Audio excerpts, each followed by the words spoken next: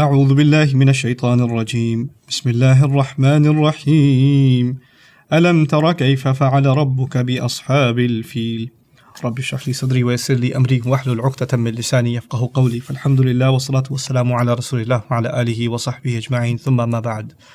Before the birth of the Prophet ﷺ, the Kaaba was still in the custody of these people, this tribe called Quraysh. And of course, they had lots of idols surrounding this entire region. A couple of things you should know about that history in brief is that the Arabs, the tribes of that region, were very violent and they easily broke out into fights against each other, but nobody picked a fight with the Quraysh. And this is so because they considered the Quraysh to have a sacred status, that of being custodians of the house of worship, where all of these different tribes, their idols were also housed here. So one of the reasons was they're sacred custodians, yet another reason was that if we mess with them, they might break the idol that's sitting hostage inside Mecca. So there were lots of reasons to consider them neutral. This is why they could travel whenever they want and enjoyed more economic freedom than others. This is something that caught the attention of a king in Yemen, Abraha, who now saw that the center of travel, because of its religious value, people go there, do their religious rituals, worship the gods that they worship, and then move on. And they go and do their trip. So that became their main pit stop in travel, and thus it became an economic center. And that's the reason also why Mecca enjoyed a lot of economic activity. And so he became upset about that and said, well, why shouldn't my city and why shouldn't Yemen and the region should be a better economic center? But the way to do that would have to be, I'd have to build my own Kaaba. I'd have to build another center of worship. So he builds it, hoping that the Arabs will now have reverence to this more elaborate center. But they actually, the rest of the Arab tribes considered that a joke. Some even went there and defiled the place.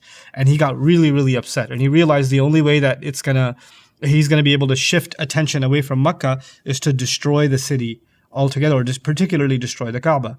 So back then they didn't have bulldozers, but the easiest way to bulldoze something or run something over is to bring elephants along. So he brings an army of elephants along, and the idea is nobody's going to get in their path, and they're just going to ransack and just run over the Kaaba and destroy it once and for all.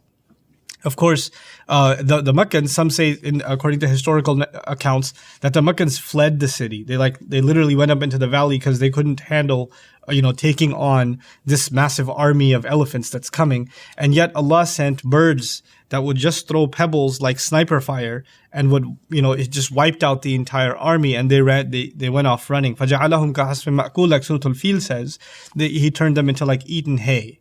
That's what they looked like. So he really annihilated them by this divine intervention. Now, before this, the Quraysh enjoyed kind of a sacred status because they're custodians of the house. But now word spread across Arabia that these guys are actually like divinely aided, because look, they didn't even have to defend the house of Allah themselves. Allah sent birds from the sky to defend them, and they were able to defeat the impossible army of elephants, right? So it legitimized the Quraysh's place even more. Now, what Allah does about that story and that event is that He takes ownership of it again. Instead of using that to legitimize the Quraysh, He says, أَلَمْ تَرَ كَيْفَ فَعَلَ رَبُّكَ بِأَصْحَابِ الْفِيلِ. Didn't you see how your master dealt with the people of the elephant? In other words, what Allah is telling His Messenger ﷺ is that actually because He's your master, and you're the one who has to restore the legacy of that house that should be preserved. It's because of you that house was preserved. Because you're the final messenger, sallallahu alaihi wasallam, and you have to restore the legacy of Ibrahim alayhi salam. And that's why this house was actually preserved, not because the Quraysh are special or anything like that.